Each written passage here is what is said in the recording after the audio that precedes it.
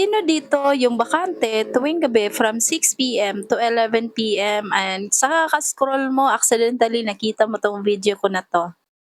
Hi there everyone, this is Raquel, isang former sales clerk for 11 years and same sa karamihan, struggle din po sa finances kasi nga kulang na kulang talaga yung sahod at the same time wala din talagang naipon.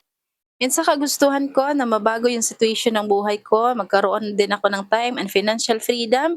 Good thing, kakascroll ko po sa TikTok, nakita ko po isang digital system na kung saan at first, hesitant talaga ako kasi nga skeptical po akong tao, hindi po ako basta-basta naniniwala, especially po pag online. Pero nung na-check ko, ang dami na palang taong unti-unti po nabago yung buhay dahil dito. So, nasabi ko din po sa sarili ko na kung kaya nila, I know for sure kaya ko din. So, bakit hindi ko din po gawin? Kaya sinubukan ko, nag-try talaga ako. Ay, hindi ko namalayan na ito pala yung way na makapag-resign tayo ng mas maaga sa trabaho natin. And dito ko po nakuha yung time and financial freedom. And nandito na lang po tayo sa bahay.